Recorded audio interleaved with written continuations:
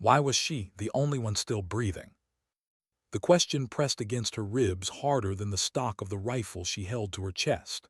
The valley below was silent, too silent. The kind of silence that made the hairs on her arms rise, the kind that came after shouting, gunfire, and panic. Her earpiece hissed with static, no voices, no orders, no rescue. She adjusted her cheek against the cold metal, inhaled, and let the scope blur for a moment. Her right eye was dry, raw from hours of unbroken focus. Her left hand trembled not from fear, but from the weight of waiting. No one was coming, not for them, not for her. That was the first truth she had to swallow. She slid back against the stone outcrop that shielded her from the road. Dust clung to her lips, mingled with the copper taste of blood where she'd bitten the inside of her cheek. Her heartbeat was loud, deafening. She closed her eyes for a breath, for a prayer, for the ghost of a memory. Her brother's voice, younger, softer. "You'll never last alone out there." She had laughed back then. Bravado. The arrogance of someone who believed orders would always come, that backup was a rule of the world. But orders had stopped. Backup had died on the road. The convoy never made it. She exhaled. The silence pressed closer. Somewhere beyond the ruined orchard she knew there were eyes. Enemy patrols sweeping the valley, cautious, patient, just like her. They hadn't found her yet, but they would. She thought of Jacobs, his half-smile, when he tried to lighten the mood in the Humvee. "Don't worry, Ramirez," he'd said. "Even if the whole damn world forgets about us, I'll drag you out myself." She had rolled her eyes. She hated when men tried to dress fear in humor. Now he was somewhere out there, still or not. She didn't dare move to check. Her finger hovered near the trigger. Not resting, not ready, just waiting. The discipline drilled into her bones kept her still. She wasn't a rookie anymore. She had been trained for patience, for silence. Yet nothing in training told you what to do when the radio went dead and the promise of rescue died with it. The wind shifted. She froze. Through the scope movement, three shadows moving low, rifles slung tight, scanning the ground where the convoy burned. Their language was muffled, foreign syllables carried on the wind. She didn't understand the words, but she didn't need to. The cadence was enough, cautious but confident.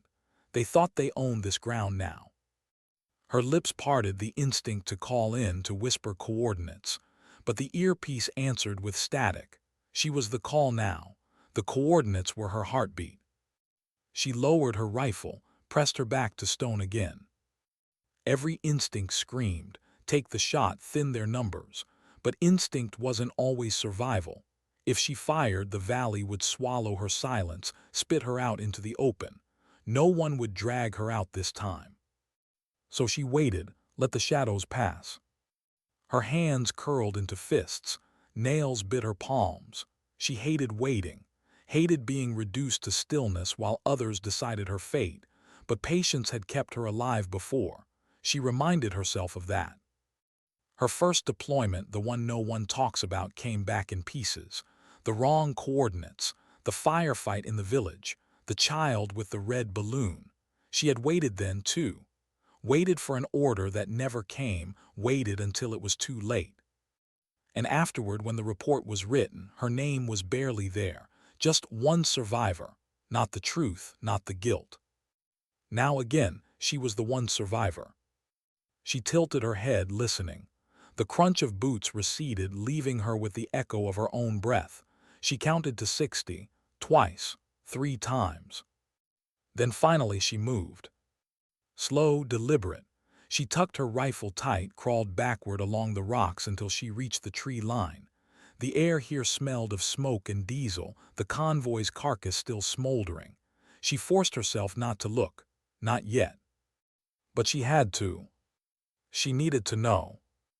The orchard was a graveyard of twisted metal and burned-out canvas. One truck was overturned, its wheels still spinning lazily. Another was nothing but a blackened husk. Bodies littered the road in unnatural angles, uniforms scorched. Her throat closed. She crouched low, scanning the edges, every muscle trembling not with fear but with the unbearable pressure of recognition. Jacobs. Face down, helmet cracked. She swallowed a sound that clawed up her chest, a name she couldn't say aloud. Her hands shook, but she pressed them flat to the earth, grounding herself. She had been trained to see bodies as terrain, as obstacles, but training had never met Jacob's half-smile. Her vision blurred, not from tears she wouldn't let herself, but from the raw truth pressing down. No rescue came. That truth hardened, shifted, became something else. If no one was coming, she would have to become the lifeline. Her silence was all she had. Her silence was louder than the roar of war. She wiped dust from her face, steadied her rifle again, not as a weapon now, but as a promise. A promise to herself, to Jacobs, to the ones scattered across the orchard. She moved back into shadow, deeper into cover, every step deliberate, rehearsed. She knew the patrol would circle again. They always did, and when they did, her silence would answer. Not with rage, not with noise, but with precision. Her hand tightened on the stock. The world narrowed to breath and trigger. Somewhere inside, beneath the training, beneath the steel, there was still a flicker of something human. Fear, yes, but also something else, something stubborn. She wasn't ready to die, not yet. And so she waited again. Waited for the enemy to return. Waited for the valley to test her resolve. Because she knew, in the hollow between heartbeats, that no rescue was coming. And sometimes, survival was the only call left unanswered. What if they circled back sooner than she expected? The thought cut through her as sharp as the edge of broken glass. She pressed her body lower against the earth, ears straining for the faintest sign of movement. A twig snap, a shift of gravel, even the breath of the wind seemed like a warning.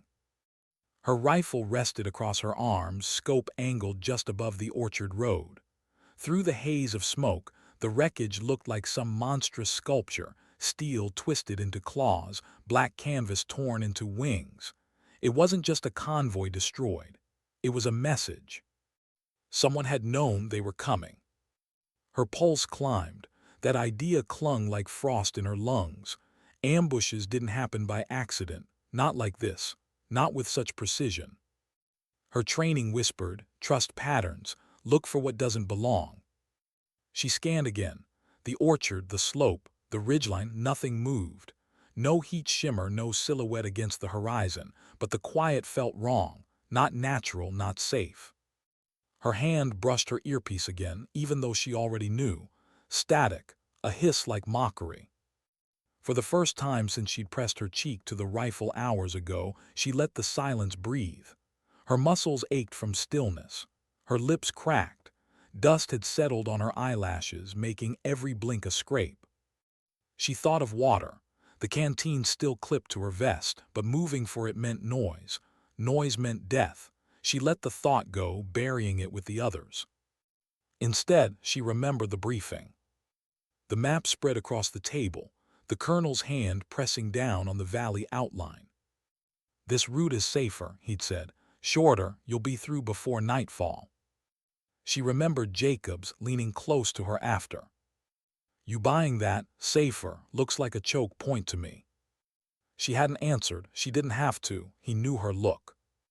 Now in the smoke of that very choke point, she hated herself for not saying more, for not fighting the order, for trusting the map over instinct.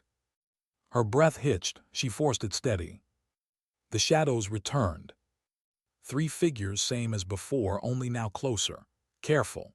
The leader raised a hand, signaling halt.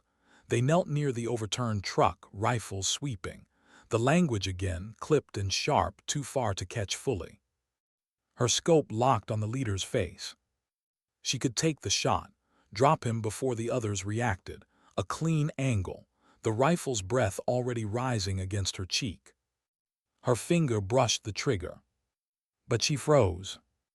Not because of doubt, because of something else, something darker. The leader bent, dragging a body into the open. She knew that body, the helmet scorched but still bearing the faded stencil of his name, Jacobs. Her chest constricted. The enemy soldier shoved him over, checking for life.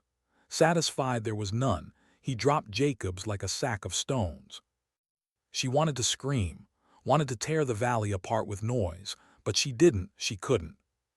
Instead, she pulled her eye from the scope. Her silence felt heavier than any bullet she could fire. Her training screamed again, take the shot, eliminate threat.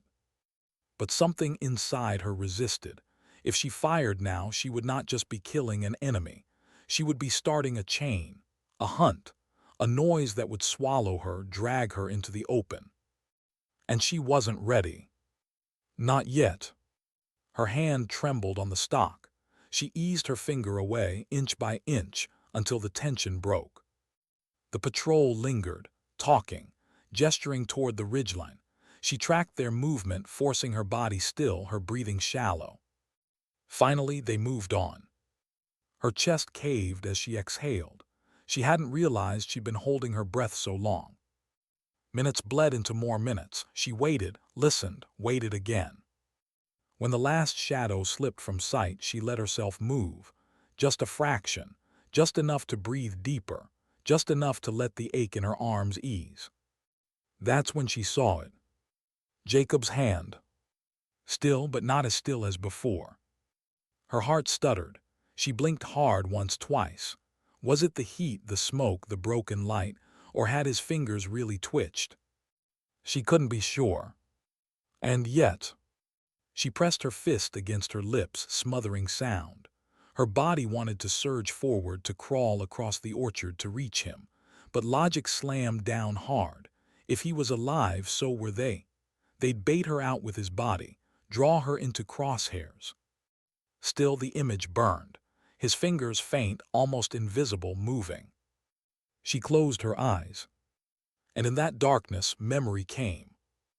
Another hand, smaller, softer. Her brother's, holding hers on the night before she deployed. "You'll come back," he'd said, a plea, not a certainty. She had promised, without hesitation.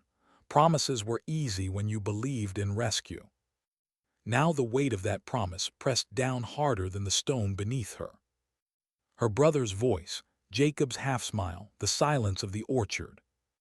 She opened her eyes again. If Jacobs was alive, leaving him wasn't an option. But saving him wasn't either. Not without noise, not without breaking the silence that shielded her. The conflict gnawed, tearing her in two. She bit down hard on the inside of her cheek. Blood bloomed again, sharp copper against her tongue. Pain steadied her, reminded her she was still in control. Decision would come, it had to. But not yet. She retreated into the tree line again, deeper than before. Her silence became armor, her patience a weapon. And still, her mind whispered the question she couldn't silence. Had Jacobs really moved? Or had she only wanted him to?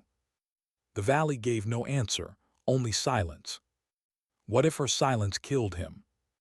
The thought struck harder than any bullet could. She crouched beneath the cover of twisted branches, the orchard's shadows cloaking her like a shroud. Her rifle lay balanced across her knees, but for once it didn't feel like a weapon. It felt like a weight, a judgment. Every nerve in her body hummed with the memory of what she'd seen, Jacob's hand, twitching, faint as breath, but real. She wanted it to be real, needed it, because if it wasn't, then she had seen nothing more than the ghosts of her own guilt. Her cheek pressed against the rough bark of the tree as she leaned forward, scanning the orchard again. Smoke shifted in the wind, lifting, curling, unveiling glimpses of scorched uniforms and scattered gear. The enemy patrol was gone, for now, but they would be back. They always came back. Her hands flexed against the rifle stock. Patience was survival. Silence was armor. She repeated the words like a litany, but another truth gnawed at the edges of her resolve. Patience might also mean abandonment. Silence might also mean death, not hers, but Jacob's. Her stomach twisted. She trained herself to suppress emotion in the field, to bury hesitation beneath discipline. But discipline didn't prepare you for the moment when the mission was gone, the orders vanished, and all that was left was a choice you had to live with forever. Her eye drifted shut for a second, and another memory came.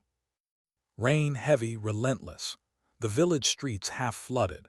She was 19, her first overseas deployment, too green, too eager. She had taken a rooftop post while her unit swept the narrow alleys. She remembered the voice in her ear. Hold position, don't move until we say. And she obeyed, she held, she stayed silent. Even when she saw the figure small, running. Even when she saw the bundle in the child's hands. Even when she realized too late what it was. The blast tore the street apart. The shouts in her earpiece turned to screams, then static. Afterward, they told her she did the right thing. She followed orders. She wasn't to blame, but she carried the truth like shrapnel lodged beneath her ribs. She hadn't acted. She hadn't broken silence. And because of that, people she trusted, people she loved, had died. Her jaw clenched. She opened her eyes, dragging herself back to the orchard. She couldn't let silence steal another life, not Jacob's. She moved. Every motion precise, deliberate, the way she'd been trained. She crawled from cover, belly low, weaving between the trees until the wreckage loomed closer. The smell of burning metal thickened, choking her throat. She froze at the edge of the road, listened. Nothing, just wind through branches, just the faint hiss of cooling steel. Her hands shook as she reached forward, dragging herself into the open. Jacobs lay on his back now, the enemy having rolled him over. His face was streaked with ash, lips parted, his chest. She stopped breathing. Watched. Waited. There a rise, a fall shallow, fragile, but there. Her heart slammed against her ribs, alive. She pressed her hand to his neck, barely daring to touch. A pulse, weak but enough. Her throat tightened. She wanted to speak his name to let him know he wasn't alone, but she swallowed the sound. Words could kill. Instead, she leaned closer, her breath brushing his ear. "You're still here," she whispered, too soft for anyone but him to hear. "I've got you." His eyelids fluttered, not open, not fully, but enough that she knew. Somewhere inside he heard. Her relief lasted only a second before reality crashed back. How would she move him? He was heavier than he looked, gear still strapped across his vest. Dragging him would be slow, loud, impossible to hide.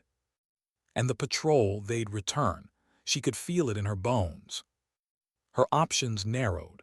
Leave him and guarantee his death, or try to move him and risk both their lives. The choice twisted inside her. But she had already decided, hadn't she? The moment she crawled from cover, she had chosen. Her silence wouldn't be the reason he died. She stripped his vest first, fingers fumbling against buckles slick with ash. The weight of it thudded against the ground as she pulled it free. She hooked her arms beneath his, braced her legs, and dragged. Every inch felt like a mile. Her shoulders burned, her lungs screamed. Jacob's boots scraped against the dirt, a sound too loud in the vast silence. She paused after each pull, listening, scanning. Shadows didn't move yet. The orchard remained still. She dragged again. And again. Until finally, they reached the tree line. She collapsed beside him, chest heaving, sweat and dust streaking her face. Her arms trembled with exhaustion, but she forced herself up, checked his pulse again. Still there, still faint. Hope flickered. She tore open her pack, searching for the field kit. Bandages, morphine, saline. Hands trembling, she worked quickly, patching the worst of his wounds. A gash along his side, a deep bruise beneath the ribs. Internal bleeding, maybe. She wasn't a medic. She could only slow the tide. Her throat ached. She pressed a bandage harder, whispered again. "Stay with me, just stay with me." The orchard shifted. A sound. Boots. Closer this time. Her blood iced. She pressed herself flat against the earth, rifle raised, eyes scanning through the foliage. Shapes moved at the edge of the smoke, too many to count quickly. More than 3. A full squad sweeping wide. Her silence was no longer a choice. It was a countdown. She angled the rifle, steady hands despite the storm inside. The crosshairs settled on the lead soldier's chest. Breath slowed, world narrowed. Her finger curled against the trigger. And in that suspended second, she realized something. If she fired, she wouldn't just be fighting for herself. She'd be declaring war for Jacobs, for all of them, alone. Her silence had protected her until now, but silence couldn't carry both their lives. The first shot broke the valley. Had she just signed their death sentence? The rifle's crack still echoed across the valley, sharp and merciless, ricocheting off the rocks and orchard walls. Birds scattered from the treetops in a frantic storm of wings. The lead soldier collapsed before his body even registered the impact, chest exploding red, his weapon clattering against stone. Silence was gone. Her breath burned in her throat. Her finger hovered near the trigger, waiting for the storm that would follow. And it came. Shouts, boots pounding, muzzles flashing as the squad dove for cover, their formation shattering, splintering into angles of fire. The orchard lit with chaos. She pressed her cheek against the scope, calm bleeding back into her veins. This was her world now, not the silence of patience, but the storm of precision. Second shot. A soldier leaned too far from a tree, scanning for her position. Her crosshairs found him first. His head snapped back, body dropping into shadow. Third shot. Another sprinted for cover near the overturned truck. She aimed low, clipped his thigh. He screamed, crumpling, clawing at the dirt. Her teeth clenched at the sound. She hadn't wanted noise. But now noise was all around her, consuming the valley, swallowing every trace of stillness. Jacobs. Her gaze flicked down. He lay in the dirt beside her, pale, blood soaking through bandages she barely had time to press. His chest still rose and fell, shallow, uneven. She forced herself to believe that meant something. "Stay with me," she whispered, though he couldn't hear her through the storm. Return fire shredded branches overhead. Splinters rained against her cheek. She rolled, shifted, pulled herself behind thicker cover. Her rifle slid across the earth. She didn't have numbers on her side, didn't have backup. She had patience, training, precision. And silence, even broken, could still be her ally if she controlled the storm. She slowed her breath, counted seconds between muzzle flashes, waited for their rhythm. Then when one soldier moved, she moved faster. A squeeze of the trigger. Another body fell. But they were learning. They fired not just at her cover now, but in arcs, forcing her to shift, to crawl, to keep moving. She was one against many. Even perfect aim couldn't change that. Her stomach tightened. She needed more than defense. She needed distance. Her eyes darted to Jacobs. Moving him now would be madness. The orchard was alive with bullets, but staying here meant waiting until they flanked her. Her hand brushed his shoulder. "Hold on." She crawled low, rifle strapped across her back now, dragging him inch by inch deeper into the tree line. Every pull tore her muscles. Every scrape of his boots felt like thunder against the dirt. Shouts grew closer. The squad was spreading. They'd seen movement. Her chest heaved, lungs screaming for air, but she didn't stop. She dragged until she found a cluster of rocks, a shallow hollow shielded on 3 sides. She rolled Jacobs in first, pressing him tight against the stone. Then she slid in beside him, rifle back in her hands. Breath ragged, eyes sharp. They were closing in. For a moment she wished for the radio again, wished for the static to break, for a voice to tell her what to do, but there was nothing. Only her, only Jacob's faint breath. Her father's voice surfaced, unexpected, a memory she hadn't touched in years. "You always wait for someone else to save you, Alina," he'd said when she was 16, after she'd frozen during a driving lesson. "But no one's coming. You'll learn." Back then she had hated him for saying it, but now the words pressed into her chest like truth. No one was coming. So she became the lifeline. The first soldier broke through the trees, rifle raised, shouting to the others. She fired once, clean through the throat. He dropped before the sound finished leaving his lips. Another rushed in from the left. She let him think he had her angle, waited until he leaned out just enough, then dropped him too. Blood mixed with the orchard smoke. The valley no longer silent, no longer sacred, just torn apart by survival.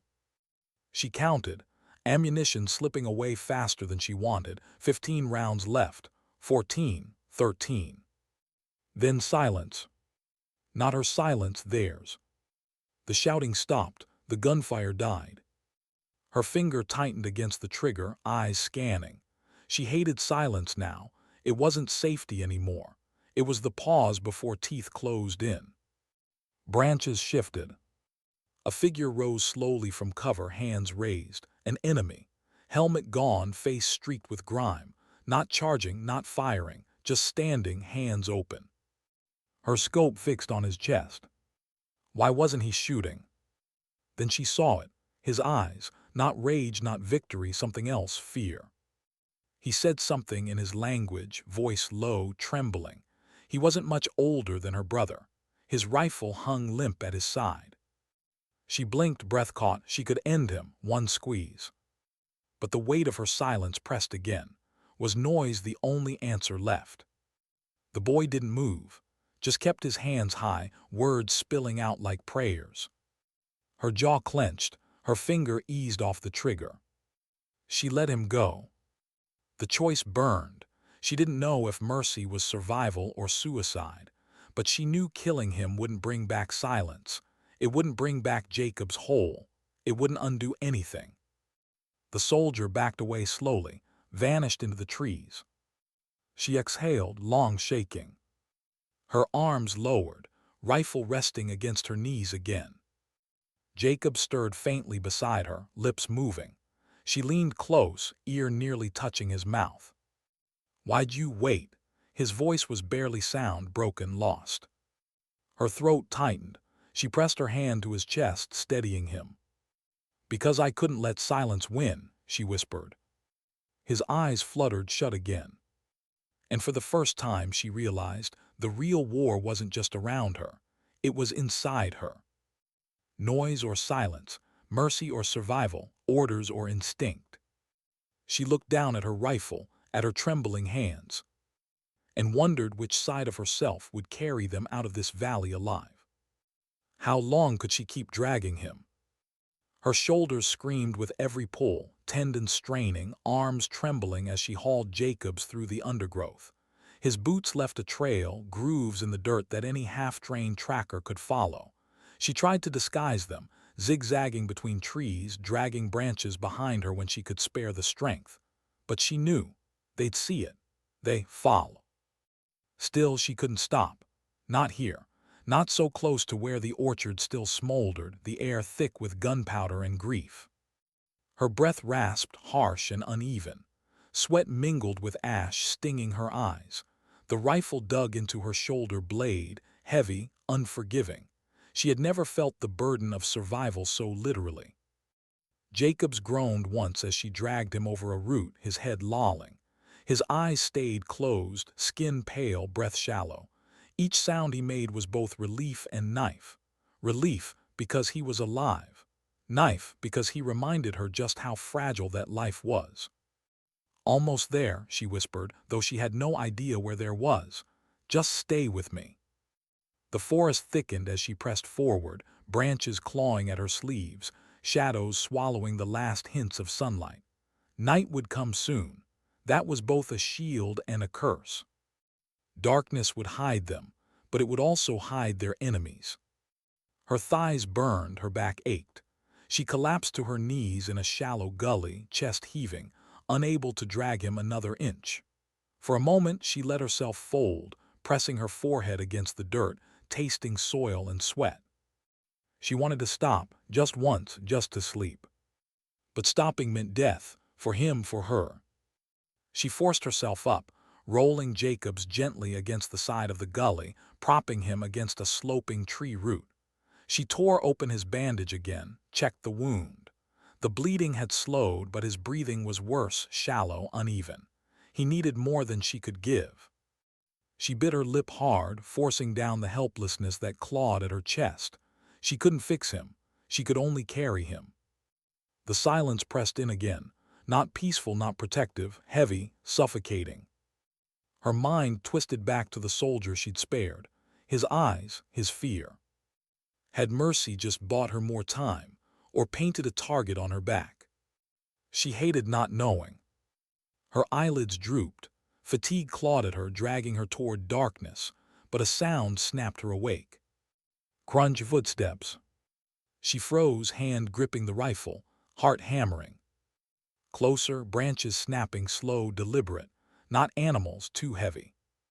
She pressed herself against Jacob's, body shielding him, rifle raised, breath shallow, eyes scanning the tree line. Then she saw it. Light small flickering, a torch. Her pulse spiked, enemy searching. The beam swept low across the ground, pausing at broken branches, at the faint grooves left by Jacob's boots. Voices followed, low, tense. Hunting. Her throat constricted. They were tracking them, already so close. She lifted the rifle, lined up the torch bearer through the scope. Her finger brushed the trigger. She could end it before they closed in. But the shot would echo, would call the others like wolves to blood. Her finger trembled. Jacob stirred weakly, his head pressing against her arm. She almost dropped the rifle from the sudden weight of responsibility. Noise or silence, life or survival. Her chest tightened. She let her finger ease away from the trigger. Not yet, not here. Instead, she slid low, dragging Jacobs deeper into the gully, every movement slow, deliberate. She pressed her back to the earth, heart pounding, as the light swept past just feet above. The soldiers muttered, their words carrying pieces of frustration. The trail was faint. They hesitated. Minutes stretched. Finally, the voices receded. The torchlight vanished into the trees. Her body sagged. She hadn't realized she'd been holding her breath. She turned her face into the dirt, eyes burning, not with smoke this time, but with tears she refused to let fall. The weight of silence crushed her. It wasn't armor anymore. It was chains. Jacobs murmured something, too faint to catch. She leaned close, straining to hear. "Don't leave me." Her throat clenched. She pressed her forehead to his temple, whispering, "Never." But even as she said it, the truth cut inside her. What if she couldn't keep that promise? What if her strength broke before dawn? She sat back, hands trembling. For the first time since the ambush, the thought crept in maybe rescue wouldn't come because no one even knew. Maybe they'd been written off already. Names to be typed into a report. Losses. Her jaw tightened. No, she wouldn't let it end here. She adjusted Jacobs against her shoulder, forcing her body upright. Her muscles screamed, but she ignored them.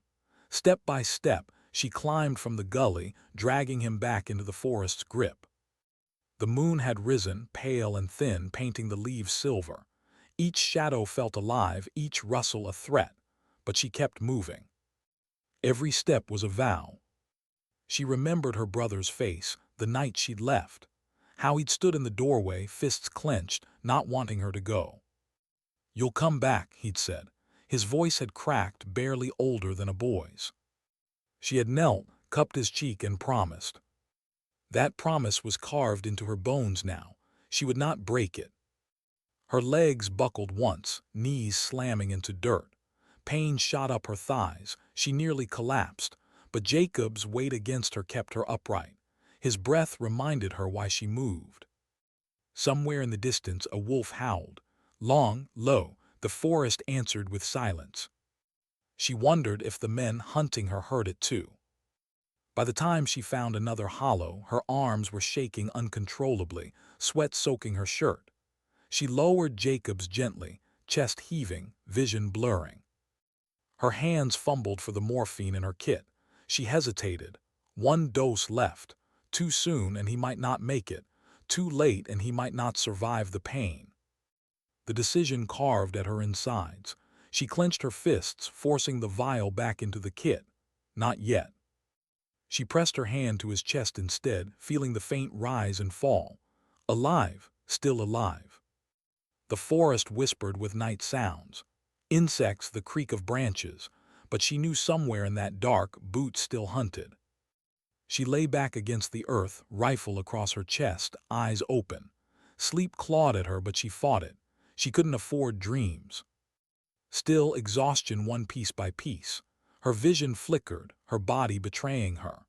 The last thing she remembered before darkness claimed her was Jacob's shallow breath, and the vow she repeated silently, over and over. No rescue came, so she would be the rescue. Even if it killed her, how much longer could the night protect her?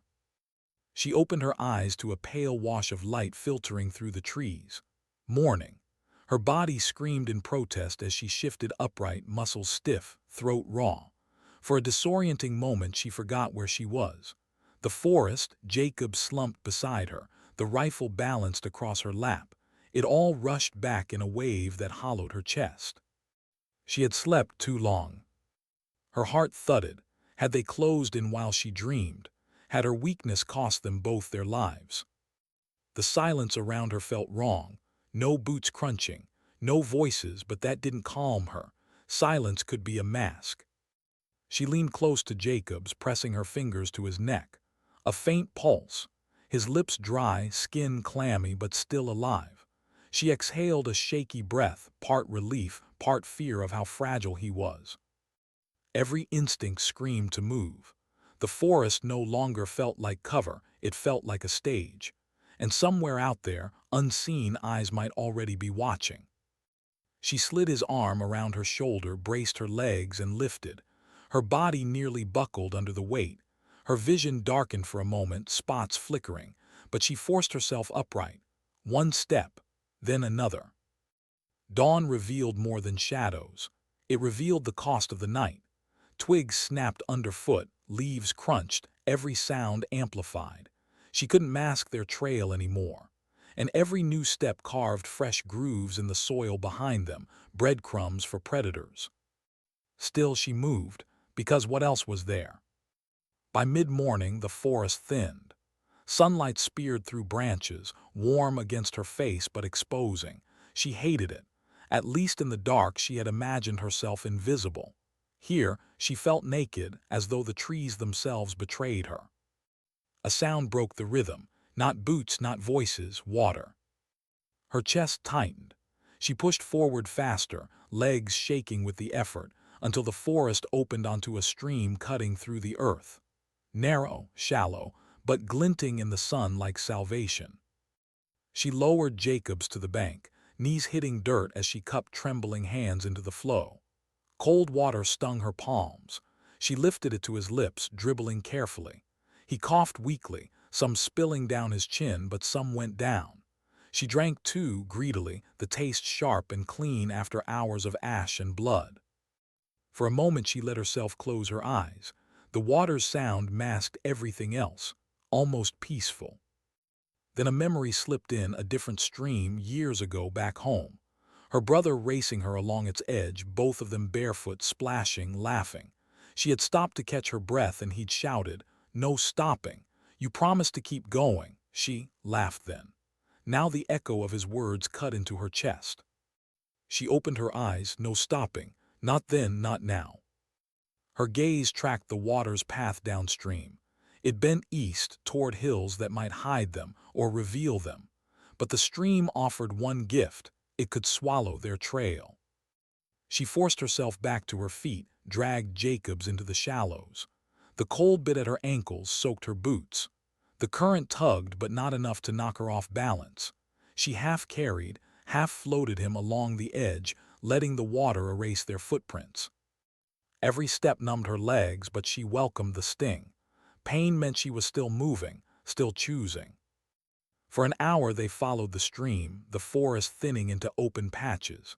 Twice she froze, spotting movement on distant ridges, silhouettes, small but too steady to be animals. Watching, or just hunters crossing elsewhere. She couldn't tell. Her nerves frayed. Each shadow stretched into threat, each bird call into signal. Her body operated on instinct, every sense sharpened, but her mind, it wavered. She thought of the men she hadn't killed. Were they the ones scanning those ridges now? Did their survival mean hers was slipping? Her jaw clenched. She didn't regret sparing them, not yet, but the question dug deeper with each step. By afternoon, clouds rolled in dark and heavy. The air thickened with the smell of rain. A storm would come soon. She welcomed it. Rain meant noise, meant cover. But Jacob stirred against her shoulder, groaning softly, his weight dragging harder with each step. She lowered him onto a moss-covered rock, crouched beside him. His face was gray, sweat beading his brow. "Stay with me," she whispered, brushing damp hair from his forehead. He didn't answer. Her hand shook as she pulled the morphine from her kit. Last dose. She stared at it, torn. If she gave it now, it might buy him relief, maybe strength to keep breathing. But if things got worse, if he needed it later, she'd have nothing left. Her thumb pressed the vial, heart hammering. Choice clawed at her. She thought of her brother again, of promises made in doorways, of not leaving anyone behind. Her hand steadied. She injected the dose carefully, whispering, "Breathe, just breathe." Jacobs exhaled slowly, his body slackening, pain easing from his face. She sagged too, guilt and relief mixing like fire and ice inside her chest. Thunder cracked overhead. The first drop spattered through the canopy, then sheets of rain, heavy, relentless. She tilted her face up, letting the downpour wash away sweat and grime, the water cold, shocking. The storm drowned the forest, masking every sound but its roar. For once, silence wasn't heavy. It was broken. She hauled Jacobs up again, rain soaking them both, and pressed forward. Each step splashed, mud clung to her boots, but the rain erased trails, blurred edges. It felt almost like a gift. Almost. Because with the storm came lightning, flashes that lit the forest like gunfire. Each flash showed her how alone they were, how small. By nightfall, exhaustion clawed at her again. She found a shallow overhang of rock, enough to shield them from the worst of the rain. She eased Jacobs beneath it, covered him with her jacket. His breathing was steadier now, thanks to the morphine, but still shallow. She crouched outside the shelter, rifle across her knees, watching the storm rage. Thunder rolled like distant artillery. Lightning painted the trees in stark white. And in the chaos, her mind drifted to the orchard, to the screams, to the weight of lives that hadn't made it. Her lips moved, barely a whisper. Why us? Why only us? The storm didn't answer. But deep inside, she knew the truth. No rescue was coming, not in this storm, maybe not ever. And so the silence wasn't her enemy. It was her inheritance. She leaned her head against the rock, eyes burning, fighting the tears that pressed to break free.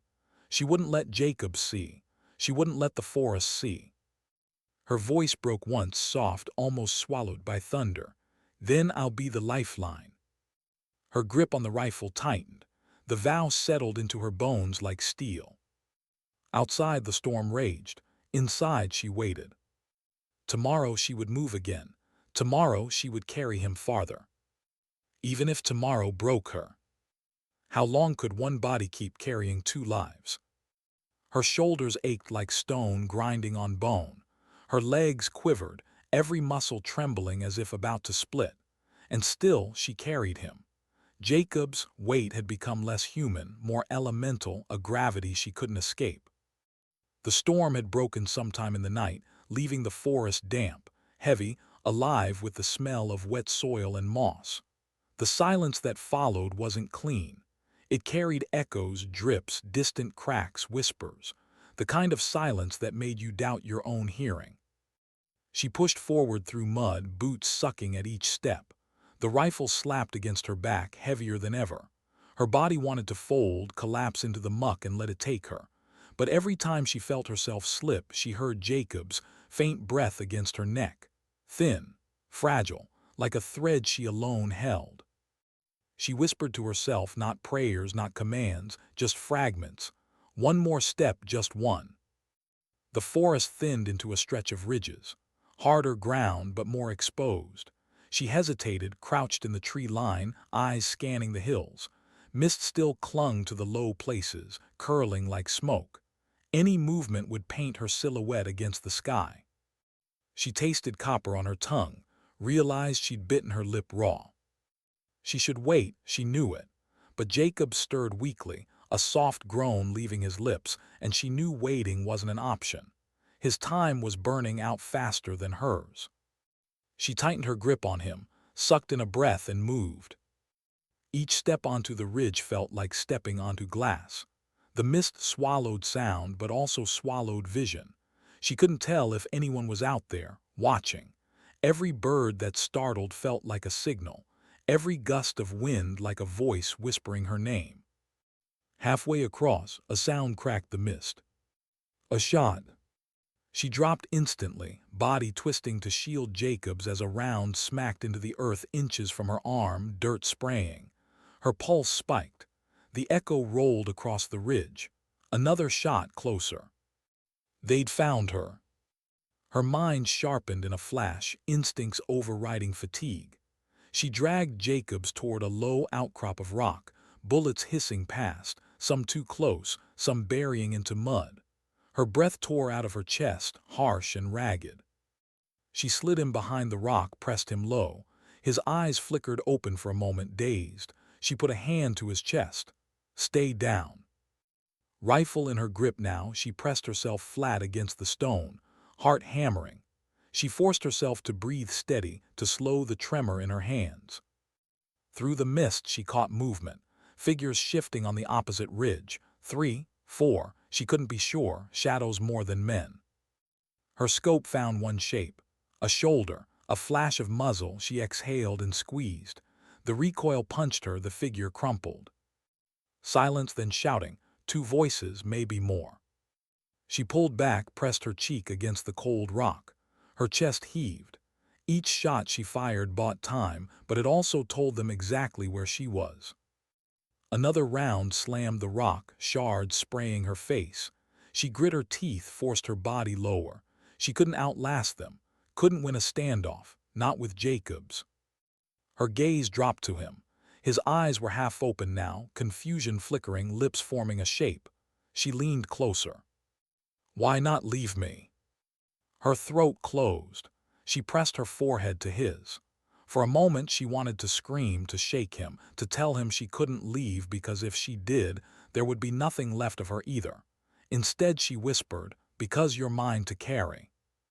A pause, then louder, steady, I promised. The words hardened her spine.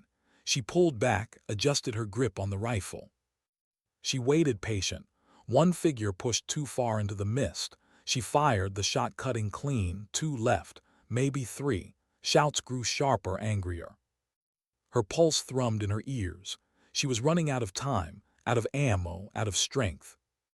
A memory surfaced, the orchard burning. Not the fire, not the screams, but a moment before. The briefing. How no one had looked at her when she'd raised her doubts. How she'd felt small, invisible, unheard. And how now here, her silence was louder than any roar. She realized then she wasn't just carrying Jacobs. She was carrying every dismissal, every doubt, every voice that told her she couldn't. Her lips parted, breath heavy. Not today. She fired again. A cry cut through the mist, 2 left.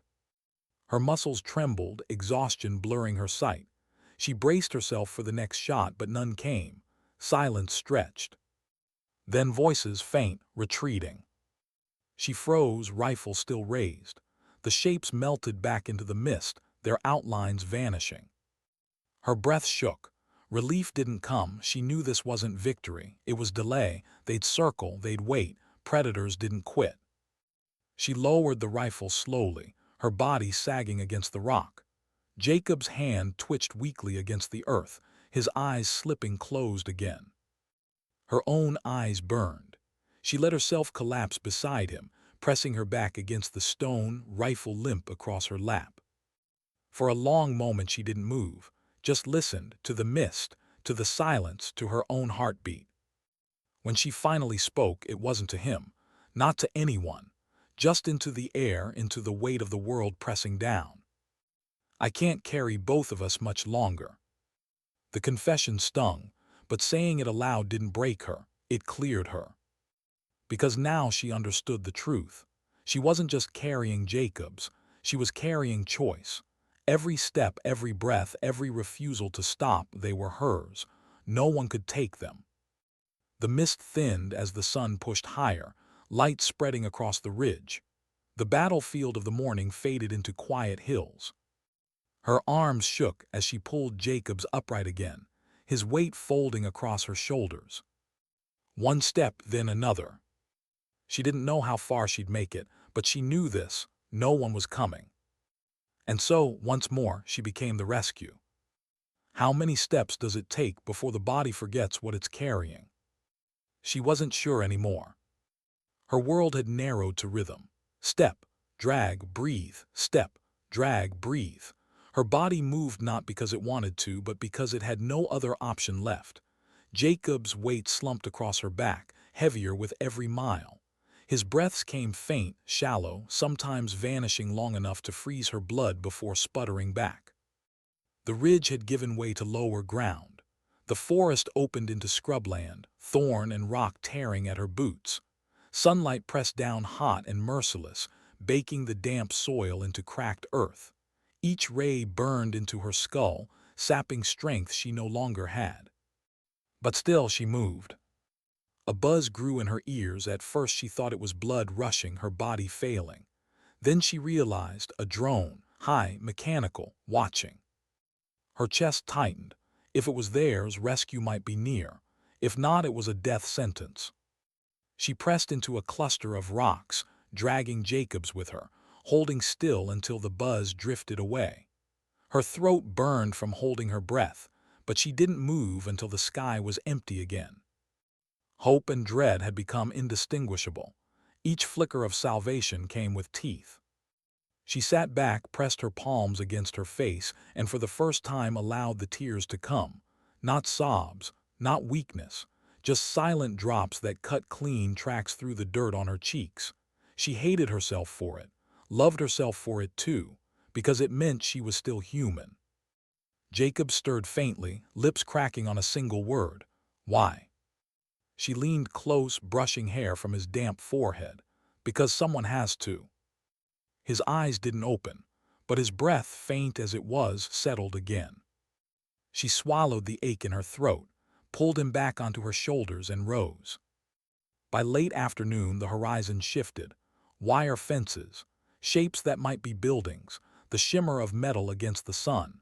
She froze, squinting through sweat and haze. Base, outpost, enemy stronghold, she couldn't tell.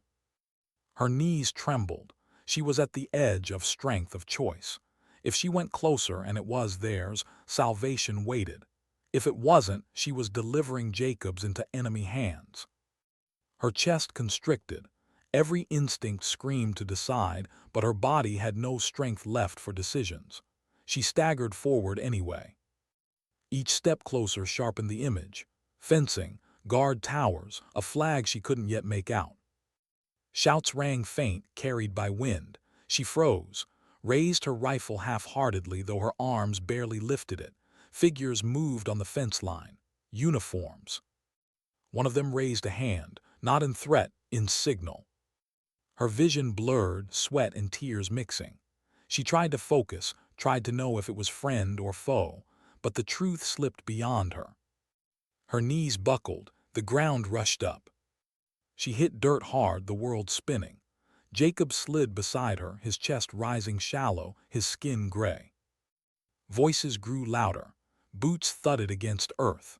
But she couldn't lift her head, couldn't tell if salvation had come or if the war had swallowed them for good. She closed her eyes. And in the darkness her brother's face appeared, young, fierce, defiant. "You promised," he said. Her lips moved, barely sound. "I kept it." A hand pressed her shoulder, strong, firm. Voices cut sharp through haze, but she didn't catch the words. For her, there was only the silence now. The silence she had carried like armor. The silence she had borne like chains. The silence that had outlasted bullets, storms, and the weight of another life. It was louder than the roar of war. And in that silence, she understood. Rescue didn't always come from the sky or the radio or the hand of command. Sometimes, rescue was just refusing to let go. Her body slackened, not in surrender, in release. Somewhere voices still shouted. Somewhere boots still ran. Somewhere decisions were still being made. But here in her silence, the truth remained. Sometimes dignity doesn't speak. It simply acts.